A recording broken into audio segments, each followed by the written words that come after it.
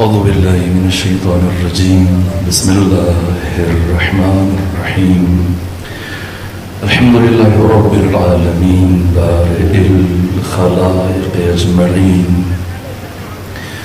الحمد لأهله والصلاة على أهله الصلاة والسلام على سيد الأنبياء والمرسلين العبد المؤيد الرسولنا المسدد المصطفى الأمجد الحبيب الأحمد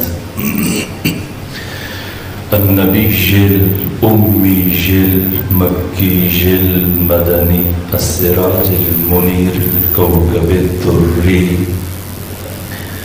صاحب الوقار والسكينة المدفون بأرض مدينة سيدنا ونبينا وشفيع ذنوبنا طبيب قلوبنا وحبيب نفوسنا ومولانا أبي القاسم محمد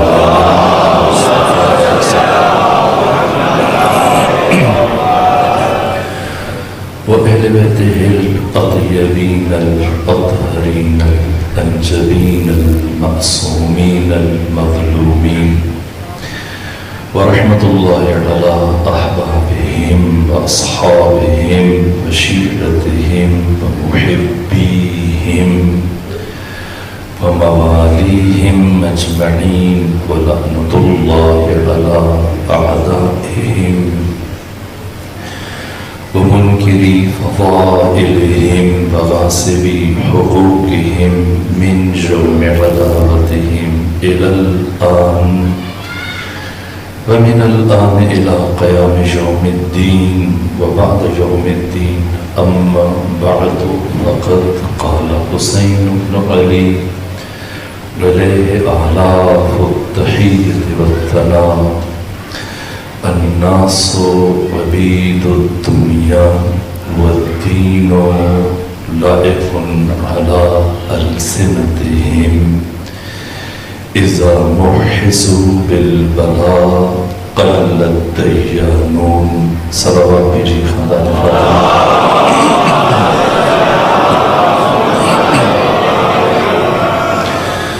خدا سبحان کی بارگاہ میں سپاس گزاروں کی اس نئے سال کے آغاز میں فرزند رسول راکب دوش رسول سید شباب اہل الجنہ سرور سالار شہیدان امام حریت امام عزت امام انقلاب باشعور اور باضمیر لوگوں کے امام حسین بن علی علیہ آلہ السلام آپ کے اصحاب انصار آپ کے خانوادہ گرامی آپ کے عزیزوں کی شہادت اور مخدرات عصمت و طہارت کی اسارت کا پرسہ دینے کے لیے آپ سب غزا تشریف فرمائیں پروردگار ہم سب کا اس مقام پہ حاضر ہونا اور یہاں گزرے ہوئے لمحات کے ایک ایک پل کو اپنی بارگاہ میں عبادت شمار فرمائیں اور ہر لمحے کے لیے لامتناہی اور لامحدود اجر عطا فرمائیں۔ موجودہ معروضی حالات کے مد نظر میں نے ایک ایام کے لیے جو مجھے بہت موزوں اور مناسب لگا اور احباب کی خواہش کے احترام میں اس عشر محرم کا جو موضوع منتخب کیا وہ تفسیر تاریخ کربلا۔ ہر علم کی ایک منطق ہے، اس منطق کے بغیر وہ علم قابل فہم نہیں ہے، اور تاریخ کی منطق کا نام سوشیالوجی ہے جس کے بغیر یہ قصے اور کہانیوں کا نام ہے۔ علم الاجتماع اور قرآن و حدیث کے موازین اور دیے گئے اصول ان کے تناظر میں ہم تاریخ اسلام کے ان خاص پہلوؤں کو سمجھنے کی اور آپ تک پہنچانے کی کوشش کریں گے، اور تاریخ بشر کے اس ناقابل فراموش، لازوال، لافانی، یونیورسل، ہمگیر، ہم جہت معرکے کے بعض اسرار و رموز اور اس کے حقیقی علل و اسباب اور اس کے نتائج اور تہذیب انسانی پر معرکہ کربلا کے اثرات سے متعلق گفتگو کریں گے۔ یہ کہہ دینا اور یہ سمجھ لینا قطعی طور پر معرکہ کربلا کے ساتھ ظلم اور ناانصافی کے برابر ہے کہ کربلا حسین ابن علی اور یزید ابن معاویہ کے درمیان جنگ تھی۔ نام یزید کا نام لے لینا اور یزیدیت مرد آباد کہہ کے چلے جانا اور اسی کو کربلا کا اور اس حادثے کا عامل قرار دینا اور اس تک رک جانا، اس کا مطلب یہ ہوا کہ ابھی تک ہم نے کربلا کی الف با کا ادراک حاصل نہیں کیا۔ در حقیقت اس عصر میں، عصر حاضر میں، یزید و ابن زیاد بچوں کے لیے وہ ایک لولی پاپ جسے کہتے ہیں، اس سے بڑھ کے حیثیت نہیں رکھتا۔ لازم ایک مسلمان کے لیے، تاریخ کے طالب علم کے لیے کہ وہ دقت میں جا کر، گہرائی میں جا کر اس واقعے کے، اس معرکے کے، اس حادثے کے حقیقی عوامل اور علل اور اسباب پر غور کرے کہ ہوا کیا کہ یزید جیسا بد نسل، بد جنس، ناپکار، کائنات کا غلیظ ترین اور کثیف ترین کردار، اس کائنات کے پاکیزہ ترین انسان محمد مصطفیٰ کی مسند تک پہنچنے میں کیسے کامیاب ہوا۔ اچانک کیا چند دنوں میں ایسے ہوا کہ ایک شخص مرا اور اس کی موت کے ساتھ پھر یزید پر سے اقتدار آ گیا؟ نہ، یہ ایک سلسلہ ہے۔ کربلا کی جنگ 61 ہجری میں شروع نہیں ہوئی، اور اس جنگ کے کردار صرف 61 ہجری کے میدان کربلا میں موجود دو اطراف کے کرداروں میں منحصر نہیں ہے۔ کربلا کا آغاز بہت پہلے سے ہوا، اور عاشورہ اس آغاز کے سلسلے کا نقطۂ اوج اور نقطۂ کمال ہے۔ ہم نے اس ابتدا کو سمجھنا ہے تاکہ اس انتہا کو سمجھ سکیں۔ یہ ظلم جو آج سوشل میڈیا پر روا رکھا جا رہا ہے، مجھے ایک دوست نے مرحوم ڈاکٹر اسرار کی گفتگو بھیجی، پریشان تھے، پڑھے لکھے انسان تھے، اور اس میں جو ان کی چیزیں اور باتیں گفتگو، اس کی طرف میں کل اشارہ کروں گا، جس میں وہ کہہ رہے ہیں کہ اتنی بڑی بڑی شخصیتیں، حبر الامہ، مفسر قرآن، عبداللہ ابن عباس جیسی شخصیت نے بھی امام حسین کو سمجھایا، لیکن امام حسین نے ان کی بات کو درخورد اعتنا نہ جانا۔ یہ بات خود حیرت سوز اور تأثر انگیز ہے۔ یہی عبداللہ ابن عباس سفر حج میں 25 حج امام حسین نے پابیادہ فرمائے، اور ہر حج میں ابن عباس کی کوشش ہوتی تھی کہ وہ امام حسین کی جوتیاں اٹھائیں، وہ راستے میں آپ کی رکاب کو درست کریں، گھوڑے کی زین کو درست کریں۔ ابن عباس کا کیا تفاوت ہے؟ کا سب سے بڑے مفسر، سب سے پہلے مفسر۔ ان جیسے بعض افراد کے جو اسلام کے مسائل سے کی نسبت ربکشائی کرتے ہیں، ان کی بڑی مشکل یہ ہے کہ اسلام ان کی دوسری تعلیم ہے۔ جب اسلام دوسری تعلیم ہو تو حقائق کھل کر نکھر کر سامنے نہیں آتے۔ جہاں اسلام ثانوی تعلیم ہو، نہ دقت سے، گہرائی سے، زانوہائے ادب، زانوہائے تتلمس محضر اسلام میں طے کیے جائیں، وہ پھر پورے وجود سے خالی الذہن ہو کر اسلام کی تعلیمات کے سامنے، حتیٰ یہ مشکل خود مرحوم اقبال کو بھی پیش آئی، اور یہ بات استاد شہید مرتضیٰ مطہری نے بیان کی مقدمہ پر جہانبینی اسلامی، کہا کہ مرحوم اقبال جو دانشور تھے، شاعر تھے، مصلح تھے، ریفارمر تھے، بہت کام کیا، عالی فکر تھے، لیکن ان سے کچھ اشتباہات ہوئے۔ ایک اشتباہ جو ان کی کتاب احیاء تفکر دینی ہے، اپنی اس کتاب میں ظاہر ان کی پی ایچ ڈی کی تھیسس تھی مرحوم اقبال کے احیاء تفکر دینی میں شہید مطہری نے کہا کہ اقبال ختم نبوت ثابت کرنا چاہ رہے تھے، لیکن غلطی سے ان سے ختم دیانت ثابت ہو گئی۔ وہ مقدمات ترتیب دیے جن کا نتیجہ اقبال یہ کہنا چاہ رہے تھے کہ اب کسی اور نبی کی ضرورت نہیں، اور یہ کہہ بیٹھے کہ اب دین کی ضرورت نہیں۔ ان سے اتنی بڑی غلطی کیوں ہوئی؟ شہید مرتضیٰ مطہری نے فرمایا اس لیے کہ دین ان کی پہلی تعلیم نہیں تھی۔ انہوں نے دین کا مطالعہ کیا لیکن دوسرے درجے میں آ کے کیا۔ یہ بڑی مشکل ہے۔ آج جو سوشل میڈیا جو اس طرح کی غلط فہمیاں پیدا کرتے ہیں، حتیٰ اور بھی اسلام آباد وہاں کے مسجد کے خطیب نے جو ماہ محرم کے آغاز میں کسی خاتون سے گفتگو کرتے جو سوشل میڈیا پہ گفتگو چل رہی ہے، کہا کہ یہ تو 1400 سال پہلے کی باتیں ہیں، حسین ابن علی کو ان کی باتیں مان لینی چاہیے تھی، اصحاب اتنے بڑے بڑے اصحاب، کاش یہی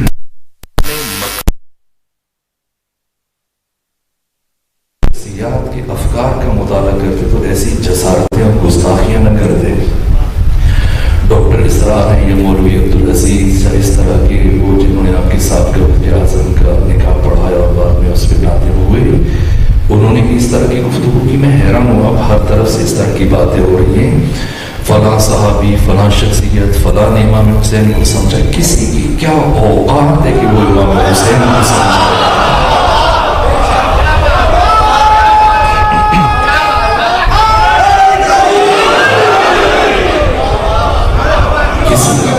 حیثیت ہے کہ وہ امام حسین سے متعلق بات کر سکے؟ کسی کی کیا اوقات ہے؟ خود جب روزے 28 رجب کو 27 اور 28 رجب کی درمیانی شب جب ولید بن عتبہ نے سید الشہداء کو اپنے دربار میں بلایا تھا، اب تشریف لے گئے تھے، اس نے بیعت کا مطالبہ کیا کہ امیر شام کی موت ہو چکی ہے اور اب اس کا بیٹا یزید مسلمانوں کا والی ہے، خلیفہ ہے، خلیفۃ المسلمین ہے، میں نے آپ کو بیعت کے لیے بلایا۔ حضرت نے فرمایا میری مخفی بیعت تمہارے کس کام کی؟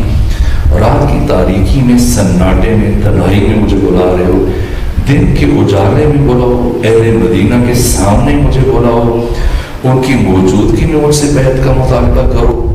اگر تم رائے عامہ کو ہموار کرنا چاہتے ہو، میری بیعت سے کوئی فائدہ لینا چاہتے ہو تو سب کے سامنے بولو، پھر میں بات کروں تو تمہیں پتہ چلے۔ یہ سنا ولید خاموش ہو گیا، کہا جیسے رسول اللہ کے فرزند مناسب سمجھتے ہیں، یہ کہہ کہ امام حسین چل پڑے۔ آپ چلے، ولید نے امام حسین کو بلانے سے پہلے مدینہ کے سابق گورنر مروان بن حکم بن عاص کو پہلے سے صلاح مشورہ کے لیے بلا رکھا تھا۔ جب امام حسین چلے 2 سے 3 قدم طے کیے، مروان ولید کی طرف متوجہ ہوا، کہا ولید حسین کو نہ جانے دو، اگر ابھی حسین یہاں سے چلے گئے دوبارہ تمہارے ہاتھ نہیں آئیں گے، یا تو حسین سے بیعت لو ابھی کی ابھی، اور اگر حسین ابن علی بیعت نہ کریں تو یہیں اسی مقام پر انہیں قتل کر دو۔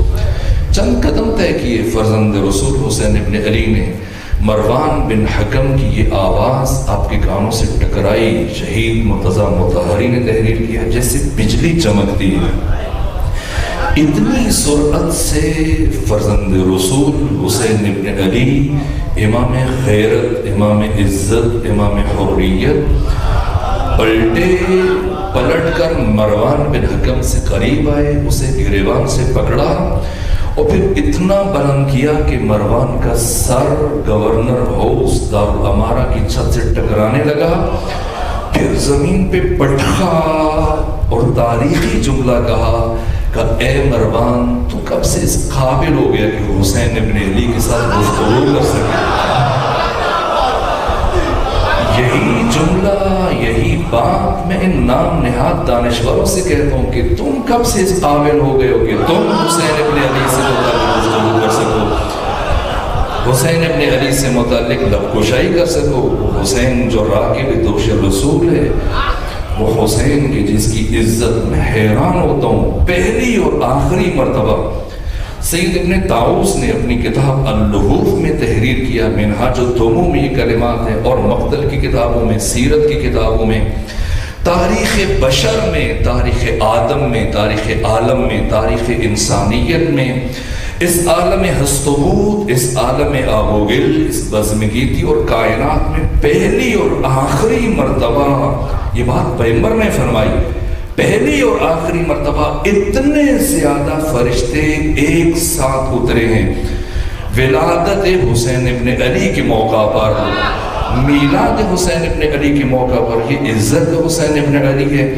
مفسر قرآن عبداللہ ابن مسعود حبر الامہ وہ سمجھا رہے ہیں، ٹھیک ہم ان کی حیثیت کو مانتے ہیں، مولا متقیان کے ابن عام ہیں، رسول اسلام کے چچا زاد بھائی ہیں، لیکن یہی نام نہاد دانشور اگر اپنے مکتب کی ان کتابوں کو پڑھیں جن پر مکتب اہل تسنن استوار ہے، جن پر مکتب اہل تسنن کھڑا ہے، پہاڑ سے وزنی نام، خود علامہ جلال الدین سیوطی 2 لاکھ احادیث کے حافظ، 2 لاکھ احادیث کے حافظ علامہ جلال الدین سیوطی 911 ہجری میں ان کی وفات ہوئی. صاحب تفسیر در المنصور علوم قرآن پر مشتمل جو کتاب انہوں نے تحریر کی جس کا نام الاتقان ہے، پہلے یہ پڑھیں پھر آکے ہمیں بتائیں کہ حبر الامہ مفسر قرآن عبداللہ ابن عباس حسین کو سمجھا رہے تھے، حسین کو بتا رہے تھے.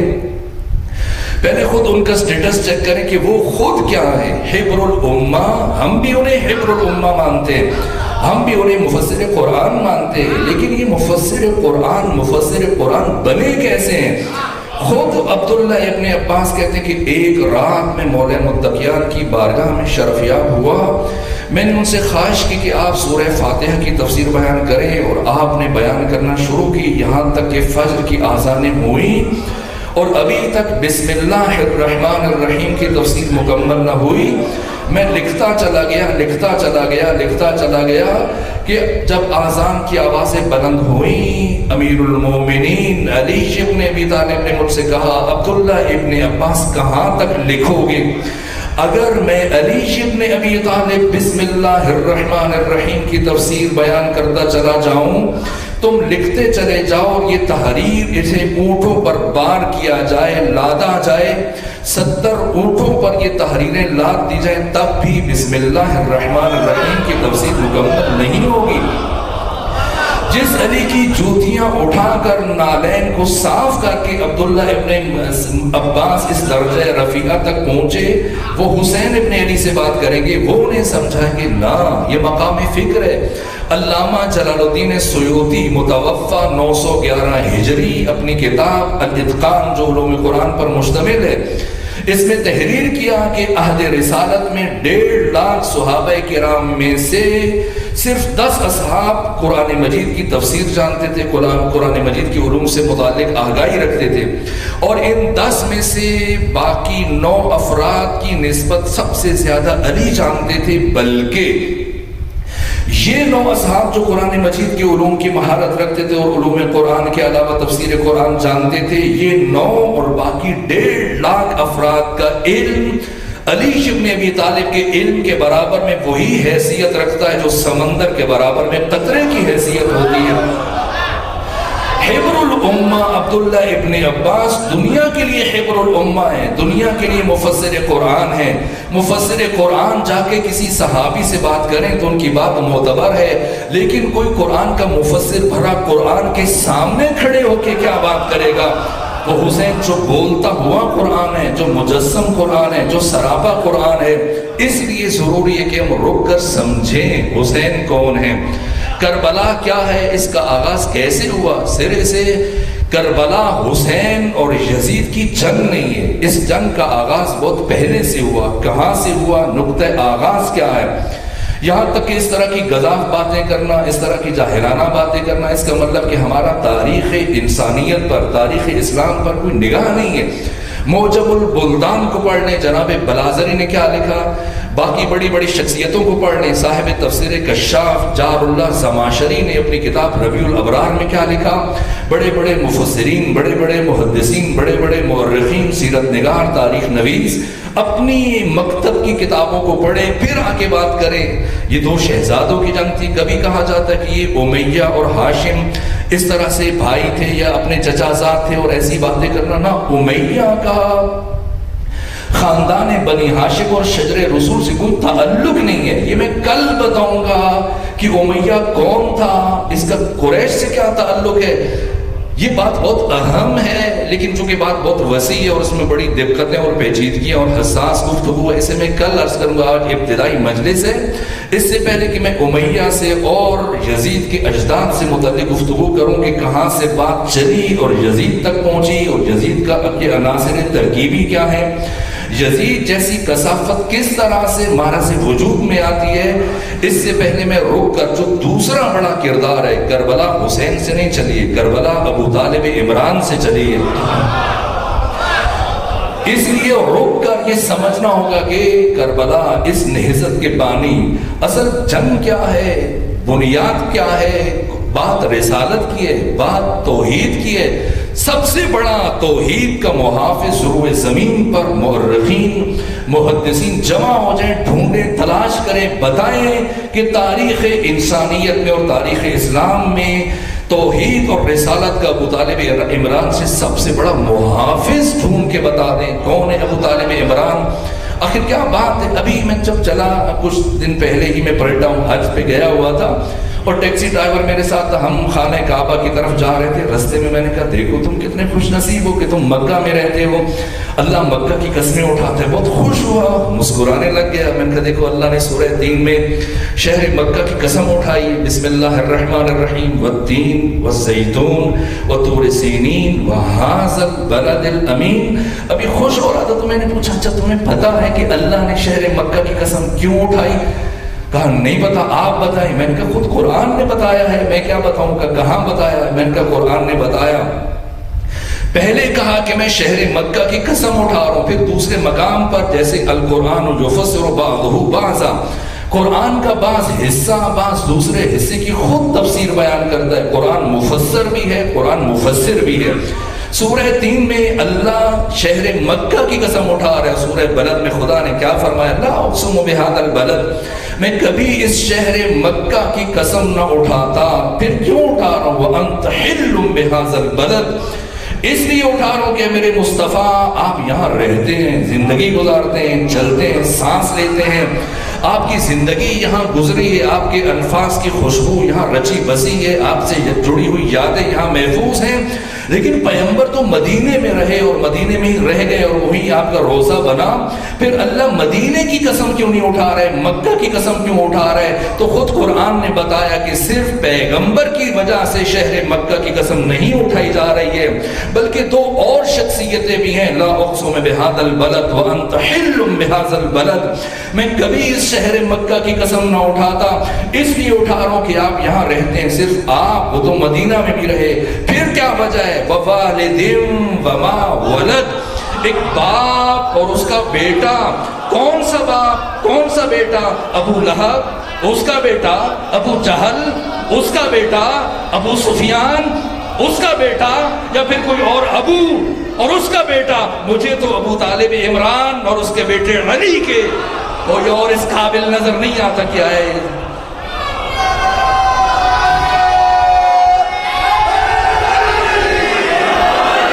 یہ عزت ابو طالب ہے، یہ کرامت ابو طالب ہے.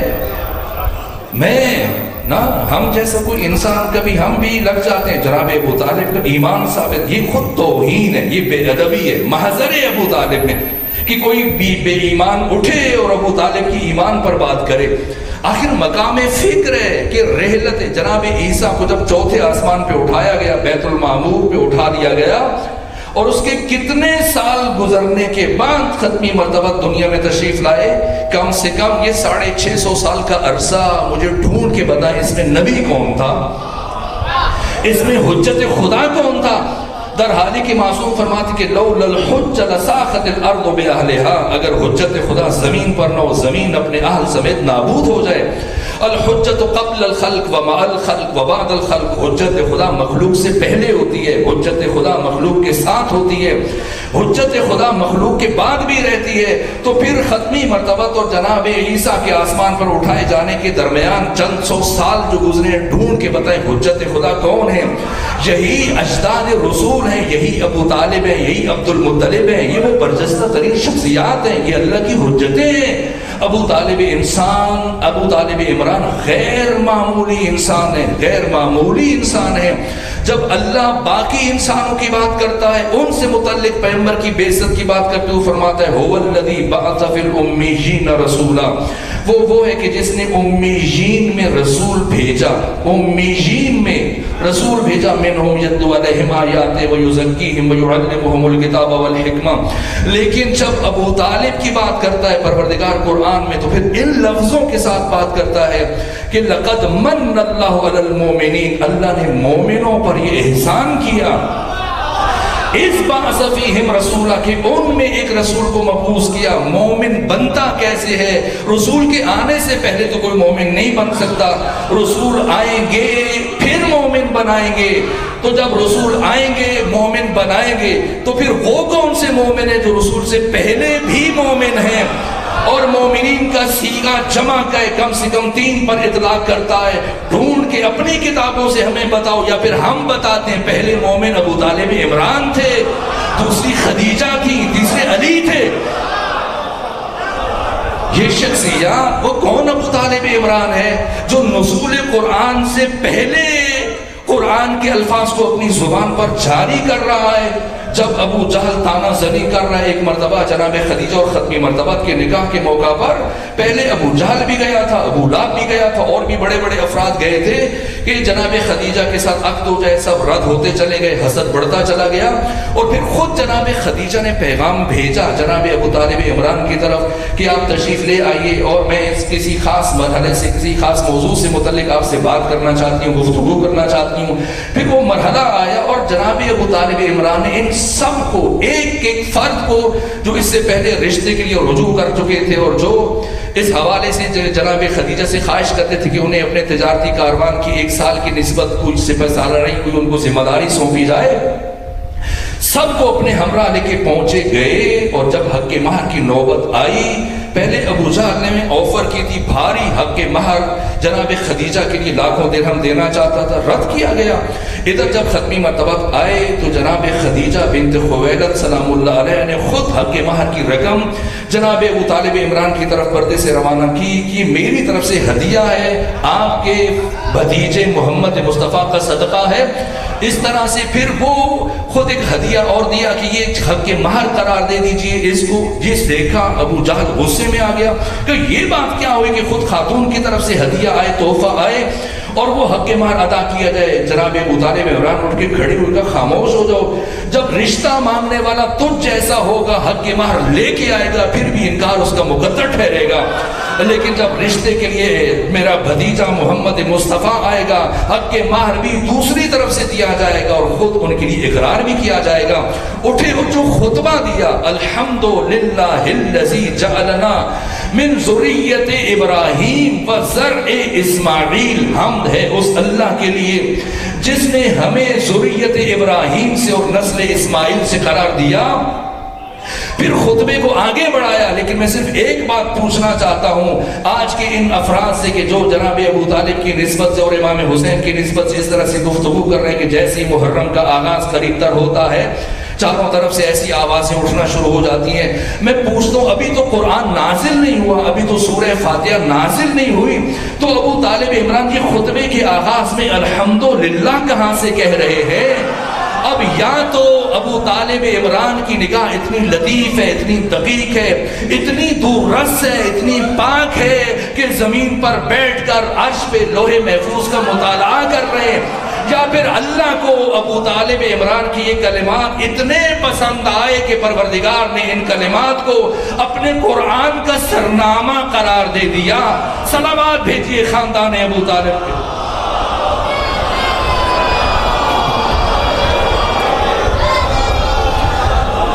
یہ ابو طالب عمران، آپ کی شخصیت کے ابعاد، جہتیں بیان ہونی چاہیے۔ میں چاہتا تھا کہ آج کے دن تک، آج کی حد تک جناب ابو طالب عمران کی شخصیت کے کچھ پہلو عرض کروں، جنہوں نے خود ختمی مرتبت سے 35 سال بڑے تھے، 43 برس اپنے بابا حضرت عبد المطلب کے ساتھ گزارے، اور پھر بلازری نے لکھا، اس کے علاوہ تاریخ خمیس میں دیار بکری نے لکھا، اس کے علاوہ سیرت ابن حشام میں ہے، سیرت حلویہ میں ہے کہ پہلے جناب ہاشم خانہ کعبہ کے میزبان تھے، خانہ کعبہ کے حاجیوں کی خدمت کرتے تھے، سقا تھے، محافظ تھے، کلید بردار تھے۔ اس کے بعد پھر جناب عبد المطلب اور جناب عبد المطلب کی رحلت کے بعد پھر جناب ابو طالب پہ کعبہ کی سرداری، مکہ کی سرداری ان کے پاس آئی، کعبہ کی ذمہ داری ان کے پاس آئی، اور پھر ظہور اسلام تک برابر آپ نے اس ذمہ داری کو نبھایا۔ اتنے کریم تھے، اتنے سخی تھے، یہاں تک کہ حجاج کرام جو مختلف کونوں سے سمٹ کر خانہ کعبہ میں آتے تھے حج کے لیے، اپنا سب کچھ ان کے لیے پیش کر دیتے تھے، اپنی تمام تر دولت، اپنے تمام تر وسائل، یہاں تک کہ سارا سال، یعنی کچھ شخصیتیں جن سے متعلق میں نے پڑھا، ایک حضرت امام حسن مجتبیٰ، ایک شبیہ رسول اللہ جناب علی اکبر، تیسری شخصیت جناب ابو طالب عمران سے متعلق میں نے پڑھا، ان 3 شخصیتوں سے متعلق کہ جن کے حجرے پہ، جن کے مہمان خانے پہ دن رات، رات کے وقت، مغرب کے بعد اور پھر سحر تک، صبح تک آگ روشن رہتی تھی، کوئی مسافر، کوئی بھوکا، کوئی پیاسا، کوئی ستم دیدہ، کوئی مستحق فرد آ جائے، کھانا رکنا چاہتا ہے، قیام کرنا چاہتا ہے، بیتوتہ کرنا چاہتا ہے، کھانا کھانا چاہتا ہے، یہاں پر قیام کرے، سارا سال خدمت کرتے تھے، بطور خاص حج کے موقع پر حجاج کے لیے اونٹ ذبح کرتے تھے، کھانا کھلاتے تھے، اور پھر پانی اس درجہ کی کشمش اور کھجور، پانی کے بڑے بڑے حوض بنوائے جناب ابو طالب عمران میں، انہیں کشمش و کھجور ڈلوا دیتے تھے تاکہ حاجی آئیں، میٹھا پانی پئیں، ٹھنڈا پانی پئیں، ان کے لیے مزید رہائش کا انتظام کرتے، اپنا سب کچھ قربان کر کے بھی سارے وسائل، سال بھر کی ساری تجارت، آپ عطر کا اور گندم کا کاروبار کرتے تھے، سال میں ایک مرتبہ شام جاتے تھے، آپ کا تجارتی کاروان، جو کچھ ہوتا تھا لوگوں کی خدمت میں، حجاج کرام کی خدمت میں صرف کرتے تھے، یہاں تک کہ صرف کر کے اپنے لیے کچھ جب نہ بچتا تھا کہ ایک سال اب 10,000 درہم اپنے بھائی عباس بن عبد المطلب سے ادھار لیے اور پھر سال گزر گیا، لیکن خدمت کرنے میں، لوگوں کی اس طرح سے مہمان نوازیاں کرنے میں اپنا مال لٹاتے رہے کہ وہ قرض نہ لٹا سکے، اور پھر دوبارہ گئے عباس کے پاس، کہا کہ مجھے مزید قرض چاہیے، کہا میں مشروط طور پر آپ کو قرض دوں گا، 14,000 درہم دوں گا، لیکن اس شرط پر کہ اگر اگلے سال تک، 1 سال مکمل ہونے تک آپ یہ رقم مجھے واپس نہ لوٹا سکے تو پھر آپ کو خانہ کعبہ کی کلید برداری کے منصب سے اور میزبانی کے منصب سے فروکش ہونا پڑے گا، دستبردار ہونا پڑے گا۔ حضرت نے قبول کر لیا، اور پھر اسی طرح سے ظاہر ہے کہ مہمان نوازی کا سلسلہ جاری رہا۔ اتنا کریم انسان، اتنا سخی انسان پیسہ کہاں سے جمع کرے کہ جمع کر کے عباس کو لوٹائے؟ جو آتا تھا خدمت کرتے رہے، یہ پرواہ نہ کی کہ مجھ سے سرداری چھن جائے گی، یہاں تک کہ 1 سال گزرنے کے بعد جب رقم نہ دے سکے، پھر خاندان عباس بن عبد المطلب تک یہ منتقل ہوئی، اور پھر ان کی نسل میں بڑھی۔ علی فرماتے ہیں کہ میرے بابا جناب ابو طالب عمران نے خانہ کعبہ کی سرداری سے دستبردار ہونا گوارا کر لیا، لیکن حجاج بیت اللہ کی خدمت میں کمی کو گوارا نہ کیا، اور تاریخ بشر میں یہ 2 چیزیں سوائے میرے بابا ابو طالب عمران کی کسی اور ذات میں جمع نہ ہو سکی۔ ناداری اور سرداری ایک ساتھ صرف اور صرف میرے بابا ابو طالب عمران کی شخصیت میں جمع ہوئی ہیں۔ یہ ابو طالب عمران قدروں کے، انسانی قدروں کے امین، وہ جن کے احکامات کو اسلام نے باقی رکھا، جن احکامات کو خود ابو طالب عمران نے وضع کیا، جن کے بانی وہ ہیں، جن کے مؤسس وہ ہیں، جن کی بنیاد انہوں نے رکھی، جو قانون خود انہوں نے بنائے اپنی زندگی میں، قرآن نے آ کر انہیں جاری رکھا، اسلام نے آ کر ان کو باقی رکھا۔ از جملہ ان میں سے چونکہ وقت مختصر ہے اشارتاً عرض کروں، قسامت کا قانون عمرو بن علقمہ جب یہ قتل ہوئے تو اب 2 گواہ موجود نہیں تھے، لیکن سب کو پتا تھا کہ قاتل کون تھا۔ ایک گواہ موجود تھا، حد جاری نہیں ہو سکتی جب تک 2 گواہ نہ ہو۔ یہاں پر آپ نے تاریخ انسانی میں پہلی مرتبہ ایک قانون وضع کیا، اور بہت مثالیں، لیکن میں ایک بات کر کے آگے بڑھ رہا ہوں۔ قسامت کا قانون فرمایا کہ 50 مرتبہ یا تو 50 افراد آئیں اس خاندان سے، آ کر باری باری قسم اٹھائیں کہ قاتل یہی ہے، تب بھی گواہ کا جبران ہو جائے گا اور حد جاری ہو جائے گی اور اس کو قاتل کو سزا ملے گی۔ اور اگر افراد کم ہیں تو اتنی مرتبہ قسمیں اٹھائیں کہ 50 کی تعداد پوری ہو جائے۔ یہ قسامت کا قانون آج بھی پڑھیں، فقہ حنفی میں، فقہ شافعی میں، فقہ حنبلی میں، سب فقہ جتنے بھی باقی ہیں سب میں موجود ہے۔ کس نے بنایا؟ تاریخ پڑھیں، جا کے دیکھیں، فقہ میں جا کے تناظر و تحقیق کریں۔ ابو طالب عمران ہے، یہ جناب ابو طالب عمران جن کا بچپنا، جن کی جوانی، اور پھر جب ختمی مرتبہ نے اپنی نہضت کا آغاز کیا دعوت ذوالعشیرہ میں، کس کے گھر کو منتخب کیا؟ بانی کون تھا؟ کون میزبان تھا؟ کس نے کھانے کا اہتمام کیا؟ کون ایک ایک گھر کے ایک ایک دروازے پر گیا کہ آؤ میرا بھتیجا محمد مصطفیٰ تم سے کچھ کہنا چاہتا ہے؟ کس نے 40 سرداروں کو اکٹھا کیا؟ اور جب 40 سردار آئے سب کو اکٹھا کیا اور سب کے سامنے جب کھانا لگ گیا اور کھانا کھانے کے بعد جیسی ختمی مرتبہ اٹھ کے کھڑے ہوئے تو فوراً سے ابو لہب اٹھ کے کھڑا ہوا، اچھا اے ابو طالب تم نے ہمیں اس لیے بلایا تھا ہم پر جادو کرنے کے لیے، اپنے بھتیجے کے ذریعے سے ہم بائیکاٹ کرتے ہیں تمہارے اس بھتیجے کی گفتگو کا، اور وہاں سے واک آؤٹ کر کے نکل کے چلے گئے۔ وہ کون تھا جس نے دوسرے دن پھر ایک ایک گھر کے دروازے پہ جا کے دستک دی، پھر 40 سرداروں کو اکٹھا کیا؟ کون تھا سوائے ابو طالب عمران کے؟ اسلام کا پیغام کس کے گھر سے چل رہا ہے؟ کون دائی ہے؟ کون دعوت دے رہا ہے؟ کون بلا بلا کے اکٹھا کر رہا ہے کفر کے سرداروں کو؟ دوسرے دن آئے، پھر کیا ہوا؟ وہی ہوا۔ پھر تیسرے دن 40 افراد کو اکٹھا کیا، پھر روز آ جاتے تھے۔ قرآن سے دشمنی تھی، دسترخوان سے دشمنی نہیں تھی، جیسے ہی کھانا کھا لیتے چلتے بنتے، لیکن تیسرے دن جب سب کے سب جمع ہوا کھانا کھایا اور ادھر جناب پیغمبر گرامی اسلام تقریر کے ارادے سے اٹھنا چاہ رہے تھے اور حسب ثابت جو مزاج بن چکا تھا ابو لہب کا، اس نے اٹھ کے کھڑے ہونا چاہا، لیکن اس سے پہلے کہ اٹھ کے کھڑے ہوتا مورخین نے لکھا ہے تاریخ عمر بن عبد الملوک کے جملوں کے تحت کہ جناب اس محفل میں ابو لہب کے قریب ایک بوڑھا شخص بیٹھا ہوا تھا جس کے چہرے پر جلال ہاشمی تھا، جس کی پیشانی پر جمال ابراہیمی تھا، جو نسل ابراہیم سے تھا، جو ذریت اسماعیل سے تھا۔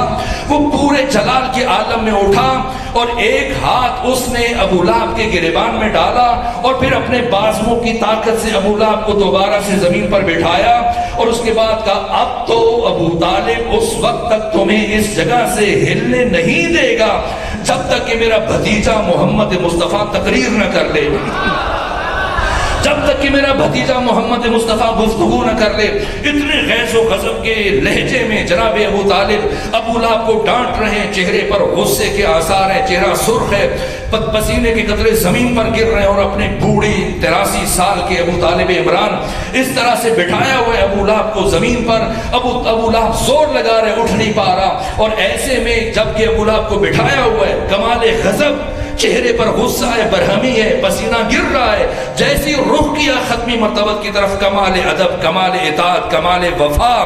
ابو الفضل عباس کے دادا ابو طالب عمران جیسی مڑے ختمی مرتبہ کی طرف، ادھر غضب، غصہ، جلال، اور جیسی مڑے جناب ختمی مرتبہ کی طرف رخ کیا، کمال ادب سے دست ادب جوڑ کے عرض کیا بارگاہ رسالت میں، قم یا سیدی و مولایا،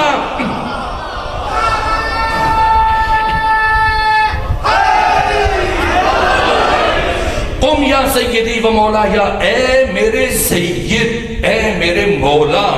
غدیر سے پہلے ولایت کا اعلان ہو رہا ہے، قم یا سیدی و مولایا، اے میرے سید، اے میرے سردار، اے میرے مولا، اے میرے آقا، آپ کھڑے ہو جائیے، فتکلم مما تحب، اور جو جی میں آئے کہیے، وہ بلغ رسالت ربک، اور اپنے رب کی رسالت کی تبلیغ کیجئے۔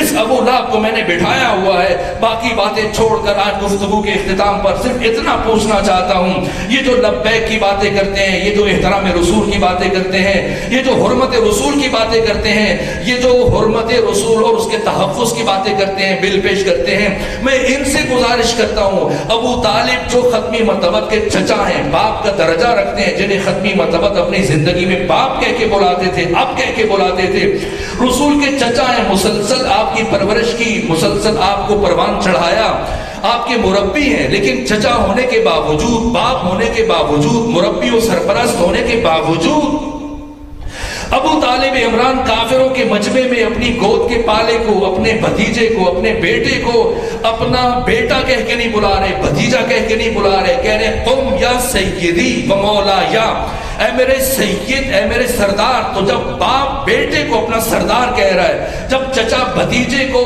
اپنا سید، اپنا مولا اور آقا کہہ رہا ہے، تو ہم نے احترام رسالت کا درس ابو طالب عمران کے دروازے سے لیا ہے کہ ابو طالب عمران جب چچا ہونے کے باوجود، باپ ہونے کے باوجود، رئیس مکہ ہونے کے باوجود، سردار کعبہ ہونے کے باوجود اپنی گود کے پالے کو کافروں کے مجمع میں اپنا سید و سردار کہہ رہے ہیں، تو ہم نے سوچا اب ہم جیسے کو کیا حق پہنچتا ہے کہ ہم رسول کو اپنا یار کہنا شروع کر دیں، اپنا دوست کہنا شروع کر دیں۔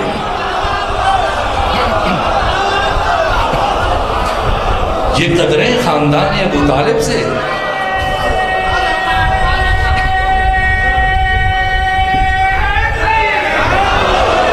اتنی ہی بلند صلوات بھیجیے خاندان فاطمہ۔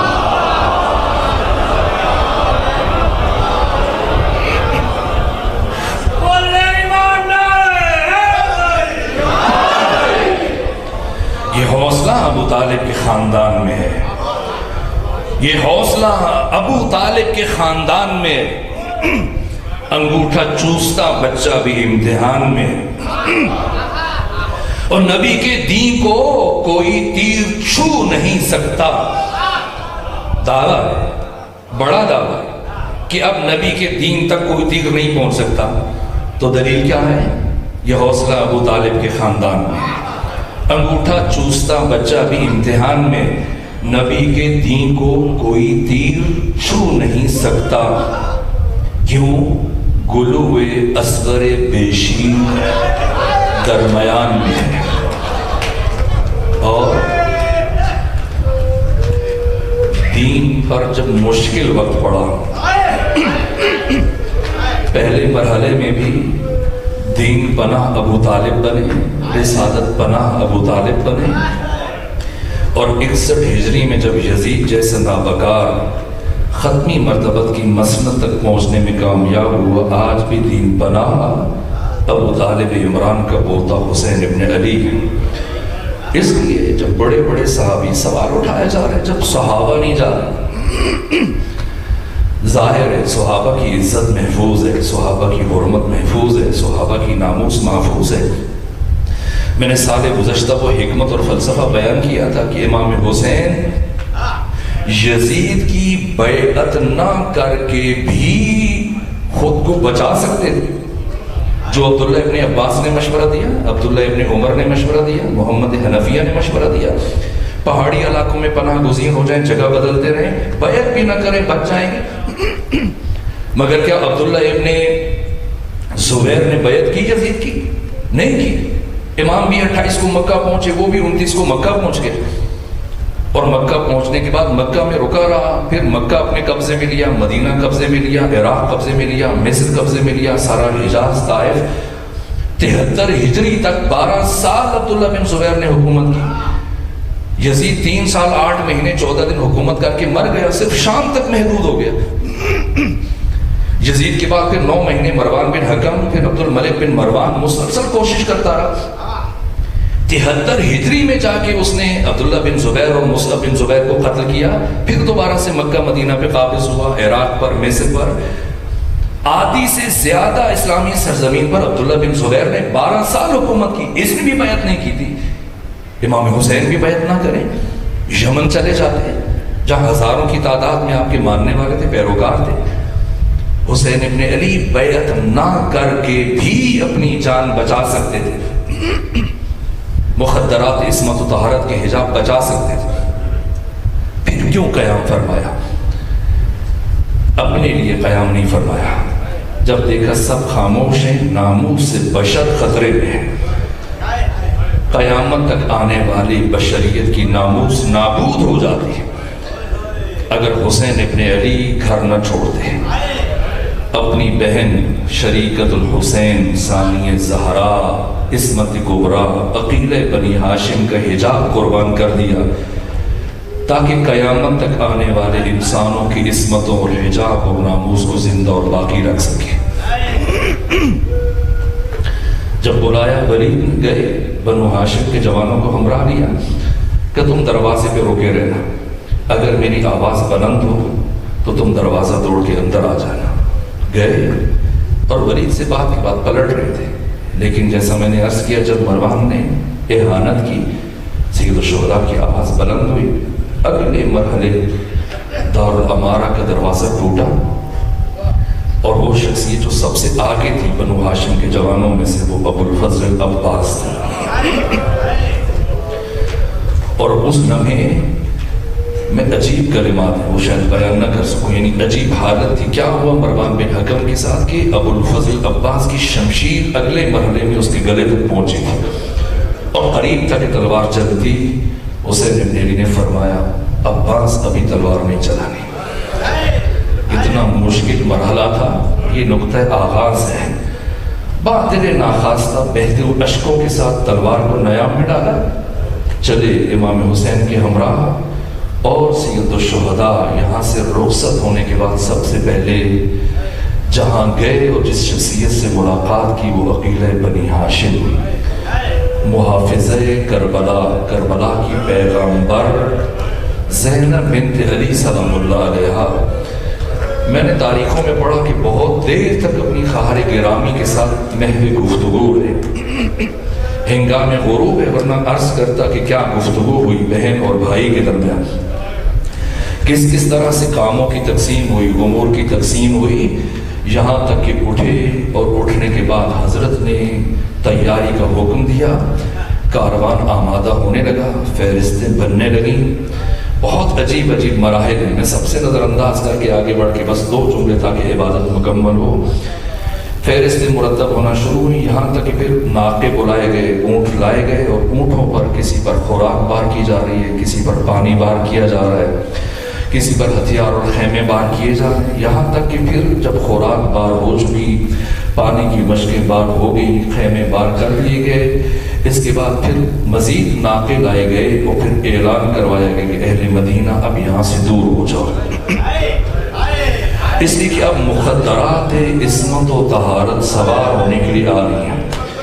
راوی کہتے ہیں باقی سارے لوگ پیچھے ہٹتے چلے گئے، لیکن میں یہ دیکھنے کے لیے کہ کون کون جاتا ہے اس کاروان میں حسین کے ساتھ، اس سفر میں کون کون بیوی شریک ہوتی ہے، میں ذرا فاصلے پہ خود کو مخفی رکھ کے یہ منظر دیکھتا رہا، آوازیں سنتا رہا۔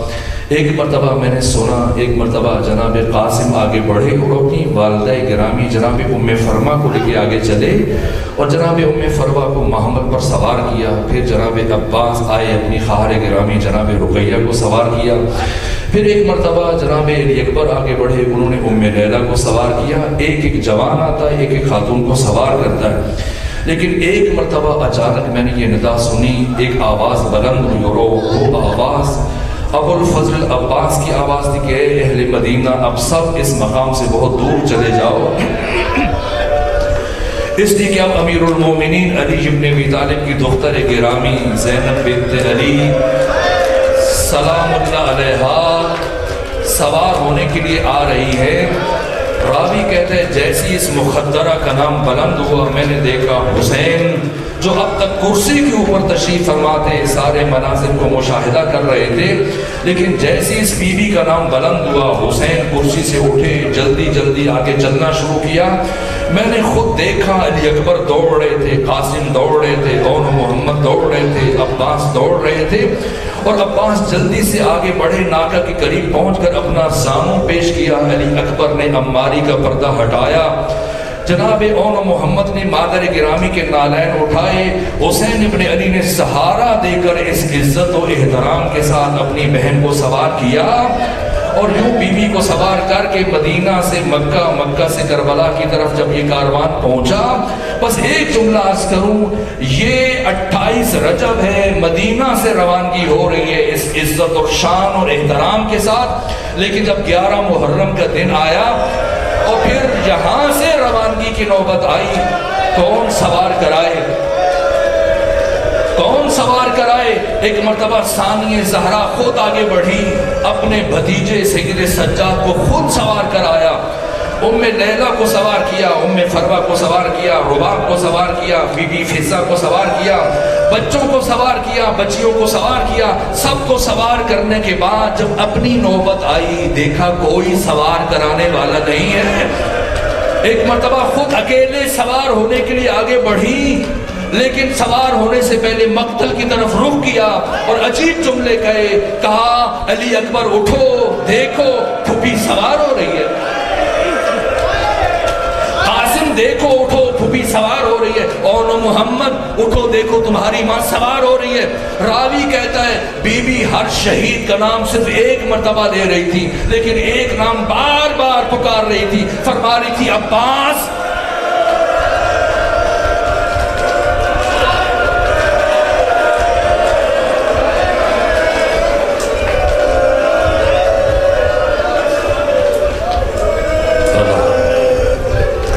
لعنة الله على القوم الظالمين وسيعلم الذين